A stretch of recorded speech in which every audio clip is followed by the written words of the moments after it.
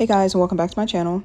So I wanted to do a quick reading about Thee Stallion and Tory Lanez. Now, if you've been on social media, I'm sure that you have seen that he just got sentenced to 10 years in prison for shooting Thee Stallion. Now, I already did 2 readings on them already. The first reading that I did about them was when the shooting first happened. So basically what came out in that reading is that he did shoot her. He absolutely 100% did shoot her, right? But what also came out in the reading was that there was going to be a part of the story that she wants to conceal. Like there's a certain part of the whole situation that she does not want to get out to the public. So then after that, everything that I said in the reading pretty much came true. It was confirmed that he did shoot her. But there was a part of the story where she was intimate with him that she did not want the public to know. So she did like an interview. I think she did an interview with Gayle, I think. Not 100% sure, but she definitely did an interview and was asked, have you ever been intimate with Tory? And she said no. So that's what I was picking up in the reading, that she didn't want anyone to know that she was intimate with him, but he definitely did shoot her, which I don't blame her at all, because I wouldn't want to claim that man either, right? But I'm just recapping because, just to show that the reading was accurate. And then in the second reading that I did about them, it was around the time of the trial. And in that reading, I said that he is going to be found guilty in the trial. And that's exactly what happened. He was found guilty. And the first reading that I did around the time of the shooting, for some odd reason, it got wiped from YouTube. I'm not sure why, but it's nowhere to be found on my channel. But you can still find the second reading. I'll link it in the description box down below. But yeah, I wanted to do an update now and see what the energy is like now that he has got sentenced. Okay, so we have the King of Wands coming out first and the Hermit card. So this is his energy from when he first heard the news that he was getting 10 years. Or like when he first heard the judge say, we're sentencing you to 10 years in prison. These 2 cards represent that energy of his initial reaction. So he basically was trying to hold his head up high with the King of Wands being here, basically just trying to stay strong. Trying to just maintain his composure and keeping his head up. The Hermit card is also here. So I'm pretty sure he's been to jail before. Correct me if I'm wrong, but this feels like the energy of someone who has already been to jail. So they kind of know what to expect. So when they get sentenced again and have to go back to jail, they're like, all right, I know what to expect in here. I'm going to be good. I'm going to keep my head up, right? And I also feel like because he was so egotistical throughout this whole process and he was so sure that he was going to win, it's like he won't even allow himself to feel upset, to feel sad about it. He won't allow himself to feel that because it would be too crushing to his ego. Right? Like when you show up in a way that's very egotistical and narcissistic and you swear up and down that, you're going to get away with what you've done and then you don't get away with it, it's almost like your ego takes a huge blow. And I feel like he's trying to not feel the blow of that and trying to still maintain that ego, or trying to basically convince himself in his head, like, I'm going to be fine. It's fine. I'm going to keep my head up. I'm going to serve my time. I know exactly what to expect. And that's the type of energy that I'm getting from him, trying to keep that type of composure. It's definitely a coping mechanism for sure. The 4 of Wands is also here, and the 9 of Wands in the reverse. So again, this is someone who in their mind, they're like, I know what to expect. I know exactly what to expect. I know exactly what I'm going to have to go through. So I'm going to be fine. But then the 4 of Wands comes out here, and I keep hearing with the 4 of Wands in reverse that nobody's home. That's what I keep on hearing. Nobody's home. So it's almost like he is kind of dissociated from the whole thing. That's why I'm saying it's coming up as like a coping mechanism. Like he hears the verdict, right? He hears, is it the verdict? The sentencing, right? And it hits him, but it doesn't really hit him. It's like as soon as he hears it, he immediately goes into this dissociative state where he's just like, you know what, it's fine. I'm going to be all right. I'm going to be cool. I'm going to keep my head up. But it's like a weird, dissociative type of energy. It's not genuine. He doesn't genuinely feel like he's going to be fine. It's more of his mind detached itself from the situation and he's trying to maintain a certain posture throughout the situation. Does that make sense? it's definitely like dissociating, almost what I'm hearing. He's not allowing it to fully hit him. He's not allowing it to fully touch him. And also because he had time to kind of prepare, I feel like in the last reading that I did about him going to court and stuff like that, when he was found guilty, that genuinely hit him hard because he was not prepared for that. He really thought he was going to get away with what he was doing. That actually blindsided him and just slapped the hell out of him, right? But this time around, I feel like he's been kind of bracing himself for the possibility of getting a really long sentence. And more than likely, he probably, was told the amount of time that he could potentially get by like a lawyer or whoever else, because I see him kind of preparing himself for it. So he was kind of like detached and dissociated from the situation as like a defense mechanism, pretty much. But that's when he initially heard the sentencing, right? So I'm looking now at like what happened when he actually got back to his cell, or is that what it's called? The cell, on the late night, when he's about to go to sleep. How is he feeling then? We have the Six of Swords in the reverse. So that's when it hit him. That's when it hit him, like on the late night. And that makes sense because the late night is when you can't maintain your ego, right? You can walk around all day like, I'm good, I'm fine, everything's fine. It's kind of like if you're in a relationship, right, and you get cheated on or something like that, and to survive that feeling, you kind of inflate your ego and you're like, you know what, that's fine. He want to cheat on me. Like, I know I'm still the baddest. I know I'm still this. I know I'm still that. You're walking around with your ego inflated throughout the day just as a defense mechanism. But then right before bed, it like hits you like, damn, I really got cheated on. Damn, they really chose this other person over me. You see what I'm saying? Just as an example. So his ego was inflated to protect him from the initial sentencing, but then on the late night, right before bed, that's when it really hits him of how bad this actually is, and then he feels very powerless with the Emperor card being here in the reverse, and the Eight of Cups is here as well. So that's interesting.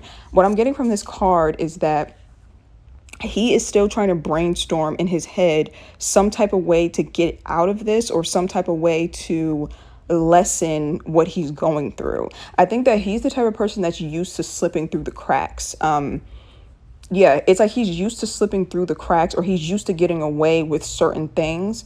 And so the way his brain works is that he's always trying to think of a way out of situations. But in this case, there is no way out. But his brain is still trying to think of ways to get out of it, or to lessen the blow of it, or to make the situation easier. Like, his brain is spinning on how he can get out of it still.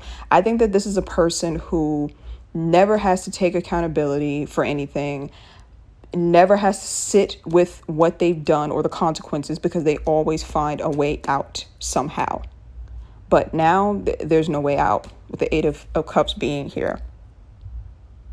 So does he feel remorseful? We have the Knight of Swords here. No, he doesn't feel remorseful. He feels upset that he got caught up. The Knight of Swords card is like someone who the information or not the information. Well, yeah, the information or the situation is not hitting them in their heart. They're not feeling empathy in their heart for what they've done. They're not sitting down and being like, oh, that this was wrong of me. Imagine how I made this person feel. Imagine the trauma that I've caused this person. No, this is not someone who's doing that. This is someone who they're in their head completely. Like, it's a disconnect between his heart and his head. So he's in his head completely, and he's just like, man, like, how did this happen? Like, that's what I'm hearing. Like, how did this happen? Like, thinking back on like what went wrong, or thinking back on things he could have done differently in order to not have gotten caught, pretty much, or in order to have avoided this jail sentence. That's what is going through his mind. Like, all the things that he could have done differently to save his own ass, pretty much, instead of actually feeling any type of empathy or remorse in his heart. So we have the Fool card here as well, and the Four of Cups. So with the Fool card being here, this is very delusional behavior, okay? Because it's almost like him saying that he forgives Meg. It's like he feels like she did something to him as well. What is wrong with this man? Like, and you know what? This card makes sense, because I believe I saw a clip of his father saying something like, "We forgive Meg. We don't have any ill will towards her." Like as if she did something wrong.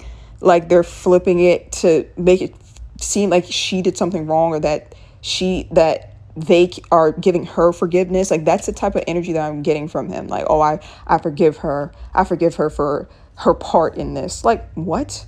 That's so delusional. I can't. But it doesn't shock me, because narcissistic people, very toxic people, I've seen this up close, where they'll do something so heinous to you, right? And then somehow they'll find a way to be like, well, you know what? Even if I was at fault, you were at fault as well. So I forgive you. It's like it's a way to make themselves feel better, even though they are 100% in the wrong. It's like they're able to convince themselves, even if they know that they were in the wrong, they're able to convince themselves that it was like a two-person thing. Like, well, both of us played a role in this. Both of us could have did things differently, and I forgive her for that. Like to make himself feel better. It's very delusional. It's very delusional. Like I said, I've seen this up close. Let me pull one more card to clarify that.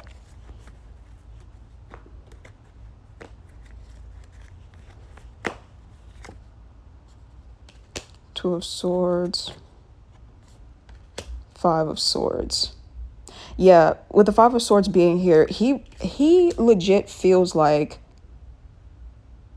yo, this guy is something else. He legit feels like Megan did something to him as well. Like in his mind, he really feels like, or he's really convinced himself that she is guilty of something as well. And he's like convincing himself that she doesn't see it. Like it's kind of like a thought process in his head, like, man, like, but she did something too, or she did this or she did that, but she doesn't see that. Like he's completely projecting outward is what I'm hearing, like with these cards. But yeah, he's trying to, all of this is a coping mechanism. He's trying to basically avoid that feeling of defeat, avoid that feeling of being defeated. Like if he were to sit and just really look around at the situation, like, you lost, my boy, you lost. You tried to go and slander this woman, tried to paint her as a liar, tried to paint her as someone who was trying to ruin you or ruin your reputation, like ran a whole smear campaign against this woman, right? So if he were to actually sit with the outcome, he would have to address the fact that all of this is his fault. Because at the end of the day, she wasn't even going to bring this to the public. She was not going to press charges. She just wanted to let it go. But he's the one that started the smear campaign against her. So he pretty much self-sabotaged in this whole situation. All of this could have been avoided. So that would be too much of a crushing ego blow to him to be able to sit and think about that. To think about the fact that you actually did shoot this woman and that she actually would have let you get away with it. But then your ego took over, your ego and your fear of being exposed, which she wasn't going to expose you anyway. But your fear of being exposed took over. And so then you tried to literally destroy this woman's reputation, destroy her mental health, smear her all over the internet, taunt her, mock her. And in the end, you lost bad and ended up in jail for a very long period of time. Yeah, his ego cannot handle that. Psychologically, he can't handle that realization. So his mind is in overdrive trying to protect him from the truth by, like I said, projecting everything outward is what I'm seeing. It's like it's shifting between him putting blame on her to him thinking like, man, it's got to be a way for me to get out of this, to then his brain goes back to, but you know what, I'm going to be fine. I'm going to be fine. I've been through this before, and I know people who've been through this before. I'm going to be good. It's like his brain is shifting between all of these things, like trying to protect him from the truth of the situation, because psychologically he can't handle the truth and his ego can't handle the truth of this situation. I'm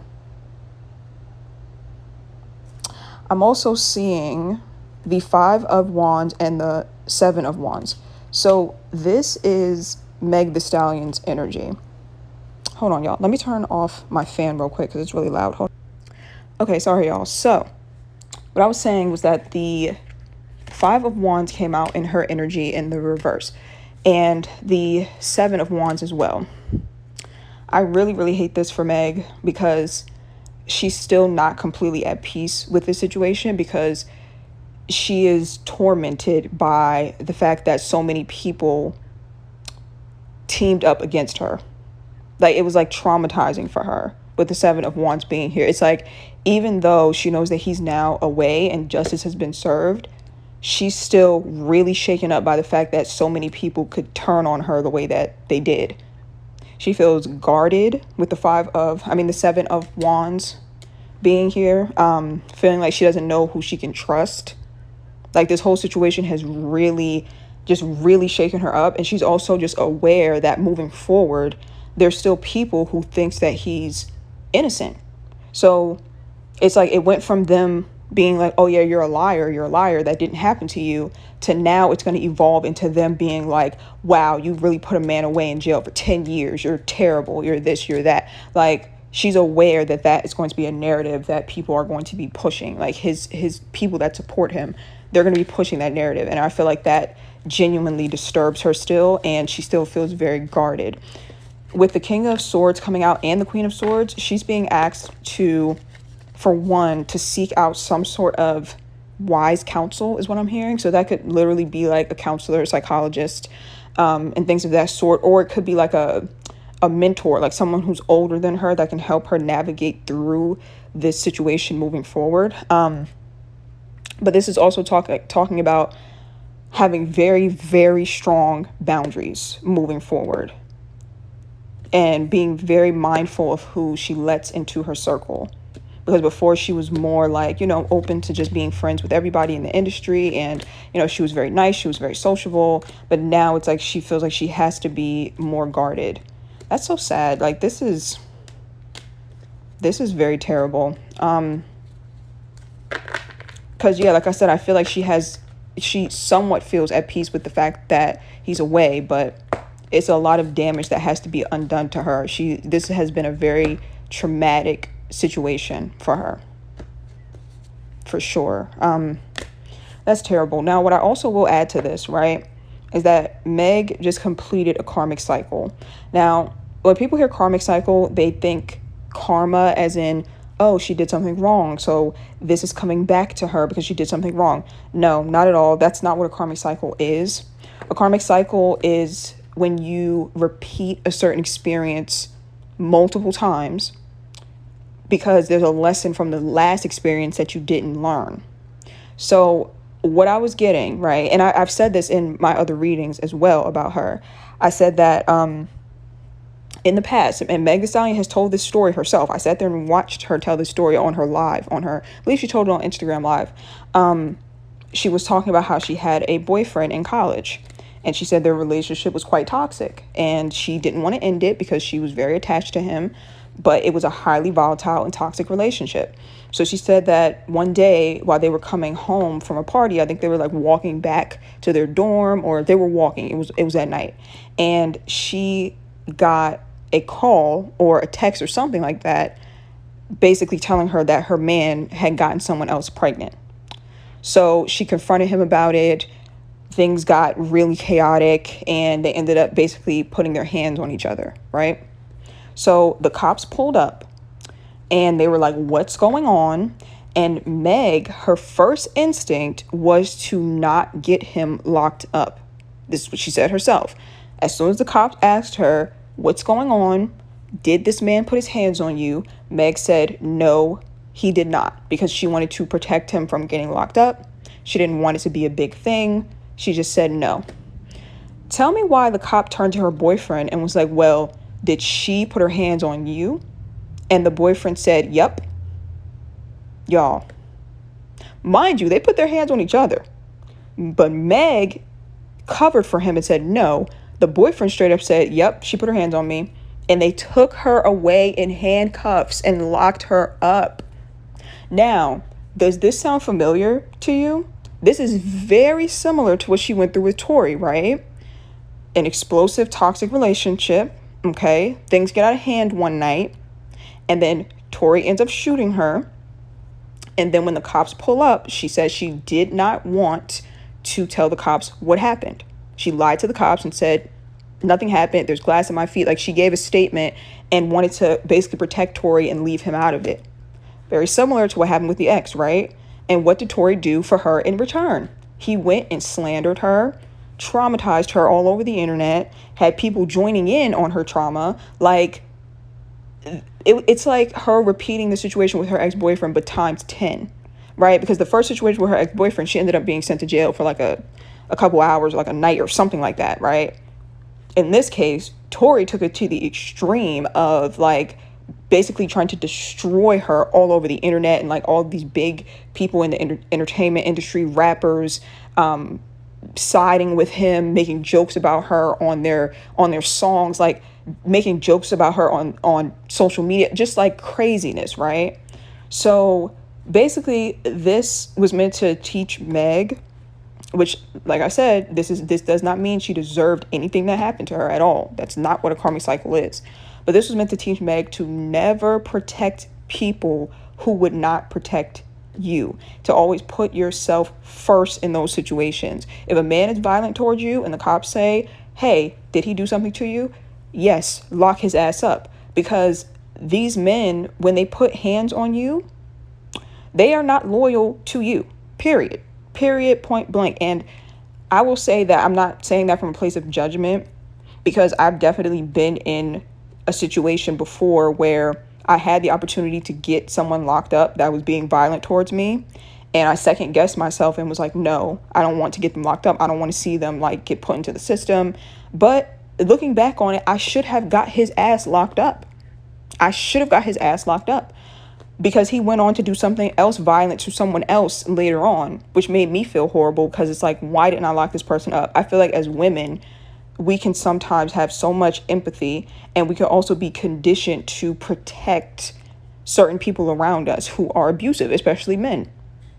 So we're just thinking of how rough it is in the jail system, right? Like when you get put in the system, it's very hard to get out of it, right? And it's terrible to be in jail. So our first instinct is to try to not let it escalate to that point and to protect them, right? Especially if they start talking about how they're sorry and, oh, I don't know what came over me. That's usually not me. And, it's our first instinct to be like, okay, well, I don't want them going to jail for this. No. Send their ass to jail. Okay. So that's pretty much what Meg learned from this situation, is to never be loyal to these people who they will not be loyal to you. The minute that they purposely, intentionally inflict harm on you, they're not loyal to you. Tory, he shot her.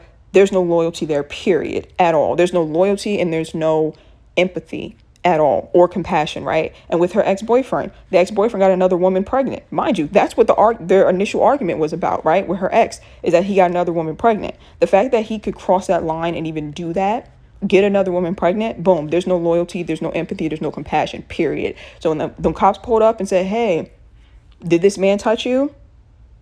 It should have been a hell yes, he did. He absolutely did. And that man would have got taken away, and that's what he would have deserved. And you see how he flipped the script and got her locked up instead, even though he's the one that got somebody pregnant, and craziness. So I feel like, yeah, this is a karmic cycle that Meg is closing out. And the thing about karmic cycles too is that even though they're painful, there usually is a layer of protection in it as well, right? So even though in this karmic cycle, it was a repeat cycle of her trying to protect someone who ends up, trying to hurt her. In the end, she still had divine protection where he still got put in jail and her name was still cleared. Or at least, the people who have common sense and empathy, we believe her. Other people who support him, there's something not right in the head with them. But you get what I'm trying to say. Like with karmic cycles, there's always a certain level of universal protection where things are horrible, but in the end, something good does end up coming from it, So that's pretty much what I'm seeing. Definitely going to continue to pray for Meg. Trying to see if there's anything else that I'm missing. Oh yeah, I did pull up Tory Lanez's chart as well. I did notice that he had Capricorn MC. Your MC or your midheaven is basically your public image. So with him having Capricorn MC, he's very paranoid about his public image. Like Capricorn is the sign of public image, social status and things of that sort. So he is quite paranoid about his public image, always wanting to have a squeaky clean public image, right? Or, well, not even squeaky clean, because he's done other questionable things, but more so he wants to be able to control what the public thinks of him, right? So when he shot her, she, like I said, was not going to tell anything. She was not going to say anything about it, but because he was so paranoid in his mind and thinking that, you know, one day she could wake up and decide to tell everybody what happened, he wanted to control the narrative. He wanted to get in front of it. He wants to be in control of the public's perception of him. So his arrogance, his fear, and his desire to be in control is what made him self-sabotage pretty much, because she really did not have any intentions of telling. She really wouldn't have. She really wouldn't have. And he pretty much did this to himself. So yeah, that's pretty much it. Again, definitely send some prayers to our good sister Megan, and I will see y'all in my next video. Bye.